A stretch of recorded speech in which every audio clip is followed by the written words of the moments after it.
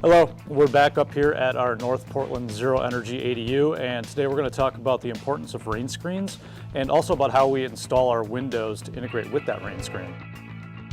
For those of you that aren't familiar with a rain screen, what it simply is a strapping. In this case, we're using a 1/2-inch plywood strip that we screw to our framing here.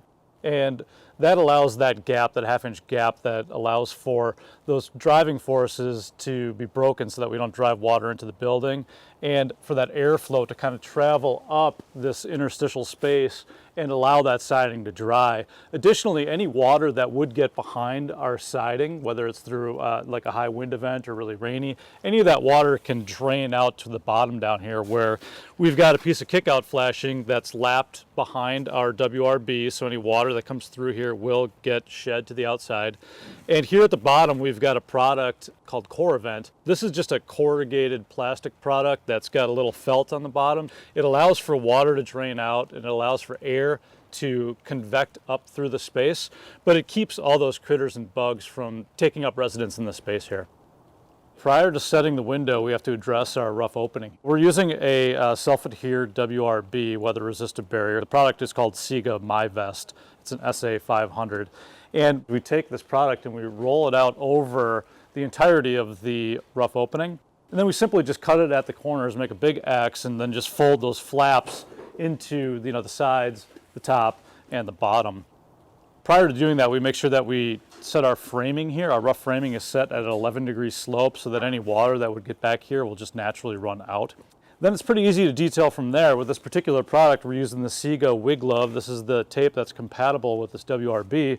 And we just catch these corners where we cut it in. There's just a little bit of rough wood that's here that we want to make sure that we're protecting. And this tape will bond with this WRB, so it's okay to actually have this lap over like this. And we simply protect our corners. We've got a little piece here that looks like there was some extra protection added. And so this is our weather barrier. It keeps the water from going out or getting in. It's vapor permeable, and it's also our air barrier. So we're going to tuck that in, and when we install our window, we're going to connect the back side of that window to this material right here to complete our air barrier.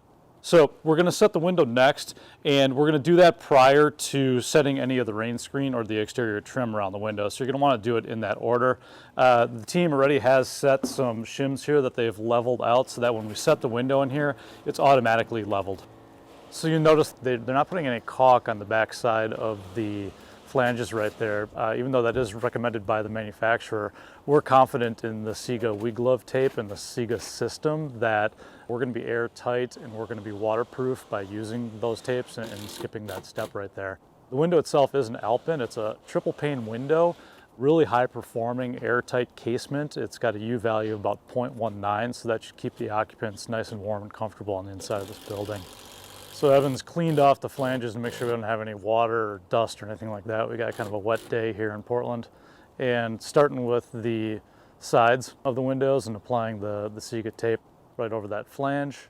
After he applies this, he'll roll it out with his J-roller to make sure we get that full contact adhesion. These tapes are pressure sensitive.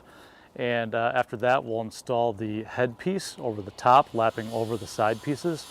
And there won't be any piece that's applied at the bottom because we want to leave that bottom flange open in case there's any incidental water that gets into the window. It's allowed to drain off of that rough sill and then out into our rain screen, down out the bottom of the building assembly. We pre-build our exterior window trim all as one unit with the window trim itself and the rain screen battens and the CoreVent all kind of in one piece. So this pre-primed finger jointed cedar has been built. On the bottom sill right here, it's got a positive slope so that when we set our window, it allows for any incidental water to drain out through the rain screen and allows for any air to convect up through this and dry out our siding. Okay, now that the window's installed and we've got our exterior trim on, just want to point out a couple things. You can see that right underneath the window here, there's a little bit of a gap. It's about a 1/2 inch, and that's where the airflow that'll come from our rain screen goes into the CoreVent and then can vent up through here. And any water that might get into the window itself can drip through that CoreVent, through here, down our rain screen, out the kickout flashing, and away from the building. So to finish things up here, what we have to do yet is we have to take a piece of our flashing for the top, and so it's just a basic kick-out flashing that will go along the top side of the window right there.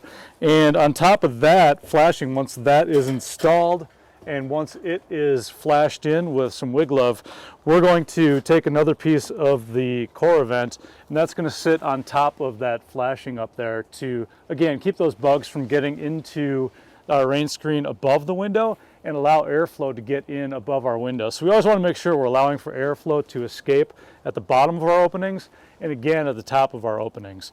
And once that core event is installed, we'll be ready for our siding up there. Then we'll have to fill in the rest of the field with the rest of the rain screen strapping, which will fit in between these two pieces of core event right here. That'll get nailed in, and then our siding will just get installed right across there. And that's all the details for the exterior of the window install. Okay, as you can see here, Eben and Fidel are taking some rock wool bats and just kind of stuffing it in between the frame and the rough opening right here. And so we don't use canned foam at our company because it's not a great air seal, and we try to avoid the plastic foams whenever possible anyways. In this case, the rock wool is not our air seal, rather it's just a thermal break in between that window frame and the rough opening so that we have a nice thermally broken window install. We're going to go through and stuff the entirety of the window all the way around all four sides, and then after that we're going to tape over the top of that from the window frame to the MyVest where we've wrapped it into the inside. And that gives us a really tight air barrier that's thermally broken. We're worried with using canned foam that when it gets set in there, it can fold in on itself, and it's been shown that it's just not a very highly effective air barrier. And when you're going for a really high performance house and a high performance window install, you want to make sure that you're doing things right. Okay, that wraps up our window install and our rain screen installation. So this should create a really comfortable house for the occupants, and it should also make for a really durable building. Any moisture that gets to the outside of that window should shed to the outside. Any vapor should be stopped from the movement and the airflow from our super airtight details in here. And hopefully you can incorporate this into your builds, as I find this to be a really important and critical step to a high-performing, zero-energy home.